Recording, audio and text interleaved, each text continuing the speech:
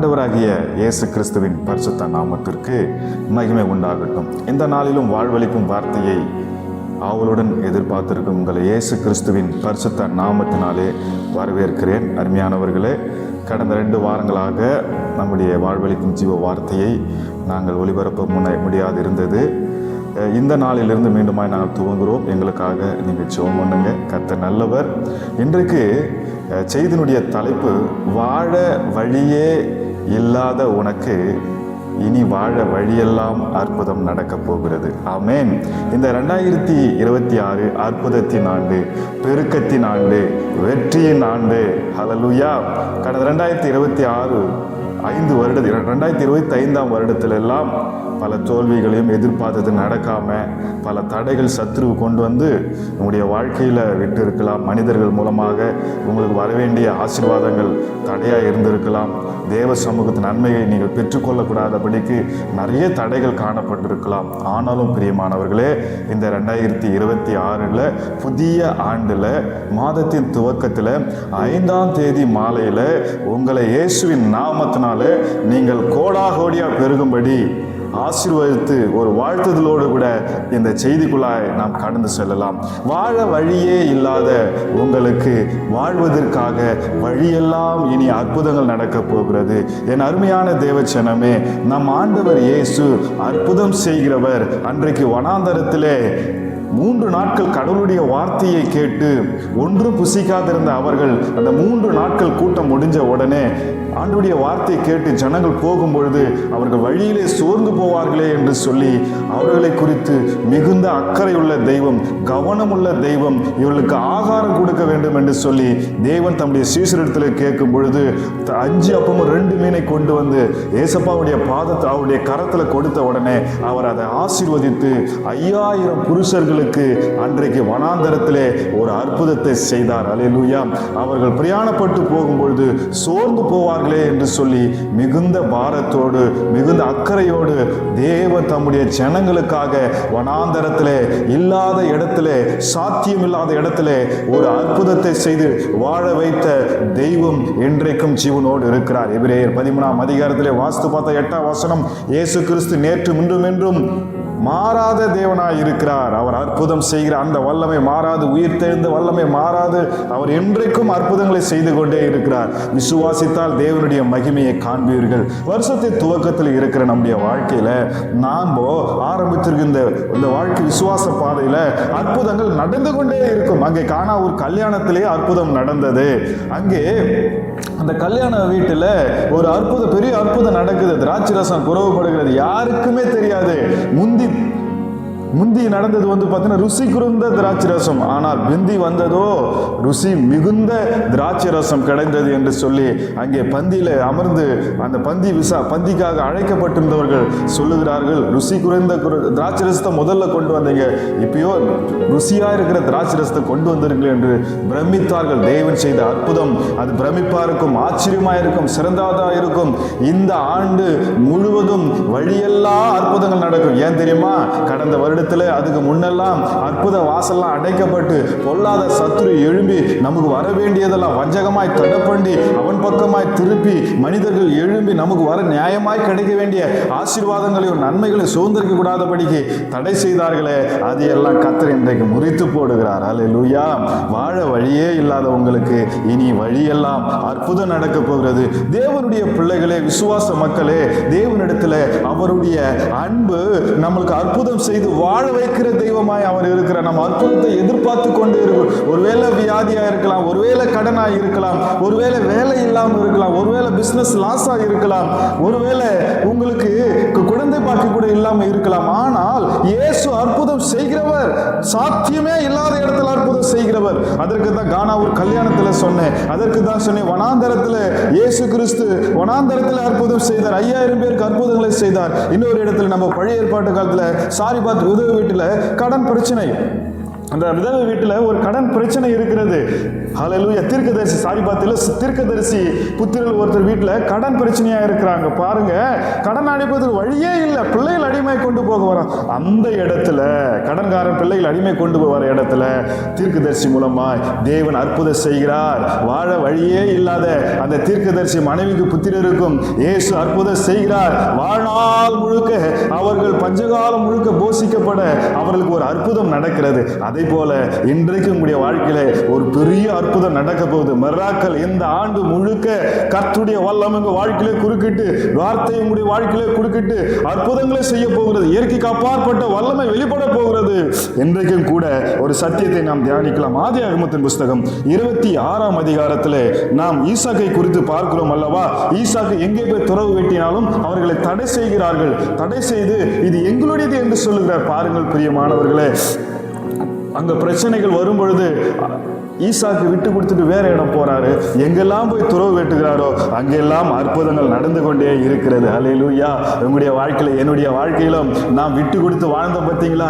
விட்டு கொடுப்பவர் கெட்டு போகுது என்று வேதம் சொல்கிறது. ஆபிரகாமுடைய வாழ்க்கையில கூட பாருங்க, ஆபிரகாமுடைய மேய்ப்பருக்கும் லோத்துடைய மேய்ப்பருக்கும் வாக்குவாதம் உண்டாகும் போது பாருங்க, ஆபிரகாம் வந்து சொல்றார், நாம் சகோதரர், நாம் வாக்குவாதம் பண்ணக்கூடாது, நாம் ஜீவனுள்ள தேவனுடைய பிள்ளைகள், நாம் சகோதரர்களா இருக்கிறோம், நமக்குள்ள வாக்குவாதம் வேணாம். நீ கிழக்கு போன நான் மேற்கே போகிறேன், நீ வடக்கே போன நான் தெற்கே போகிறேன், ஆகையினால உனக்கு விருப்பமான பாதையில நீ செல், உனக்கு தேவையானது நீ எடுத்துக்கொள் என்று சொல்லி வாக்குவாதம் வேணாம், நாம் சகோதரர் என்று சொல்லி அவர் விட்டு விலகுகிறதை ஆபிரகாமை குறித்து பார்க்கிறோம். ஆபிரகாம் வாழ்க்கையிலே அவர் கடைசி வரைக்கும் வாழ்நாள் முழுக்க செல்வசீமானாய் இருந்தார் என்பதை நாம் பார்க்கிறோம் அல்லவா? நம்முடைய வாழ்க்கையில கூட அருமையானவர்களே, நாம் விட்டு கொடுக்கிறவர்களா இருக்க வேண்டும். இந்த ஆண்டுல நாம் விட்டு கொடுக்க நம்முடைய வாழ்வு நமக்கு அற்புதங்கள் வழியெல்லாம் நடந்து கொண்டே இருக்கும். பிரியமானவர்களே, இந்த இடத்துல இன்னொரு சத்தியத்தை நாம் தியானிக்க போகிறோம். ஆதியாகமத்தின் புஸ்தகம் 21ஆம் அதிகாரத்தில் பார்த்தீங்கன்னா அந்த 14ஆம் வசனம், ஆபிரகாம் அதிகாலையில் எழுந்து அப்பத்தையும் ஒரு துருத்தியும் தண்ணீரையும் எடுத்து ஆகாருடைய தோளின் மேல் வைத்து பிள்ளையை ஒப்பு கொடுத்து அவளை அனுப்பிவிட்டான். அவள் புறப்பட்டு போய் பெயர்சபாவிலே வனாந்தரத்திலே அணைந்து திரிந்தாள்.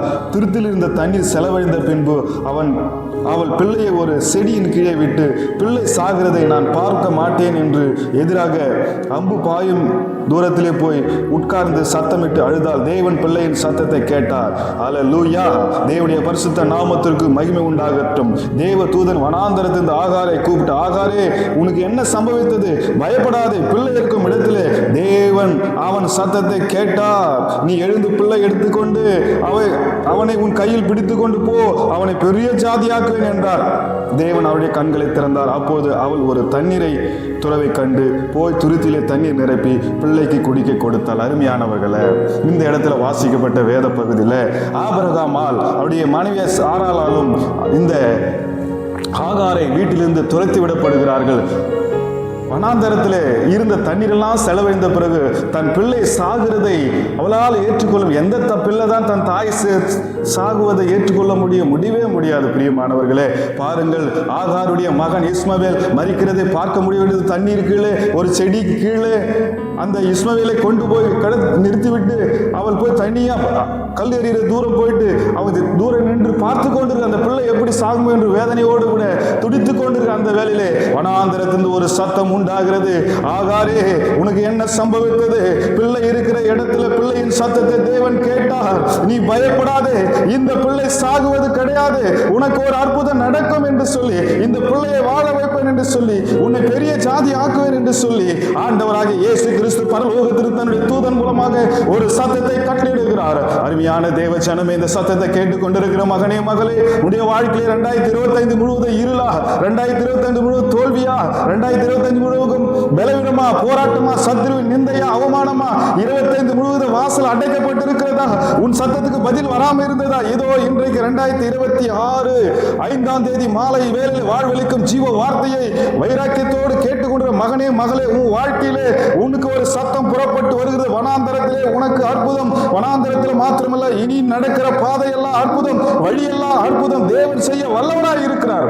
அவர் வல்லமை குறைந்து போகாத வல்லமை. அவருடைய வல்லமையை விசுவாசி. இன்றைக்கும் இயேசு அற்புதம் செய்கிறார். வாழ வைக்கிற தெய்வம், அற்புதம் செய்து வாழ வைக்கிற தெய்வம். வழியே இல்லாத என் பிள்ளை சாக போகிறது என்று வனாந்தரத்திலே தன் பிள்ளை சாகுவதை ஏற்றுக்கொள்ள முடியாது, தன் பிள்ளை சாகிறதை நம்ப முடியாத வேதனையில கண்ணீரோடு கதறி பிள்ளை ஒரு பக்கம் அழுகிறது, அவருடைய தாய் ஆகார் ஒரு பக்கம் அழுந்து கொண்டிருக்கிற அந்த வேளையிலே கர்த்தருடைய தூதனான வனாந்தரத்திலிருந்து சத்தம் புறப்பட்டு வந்தது.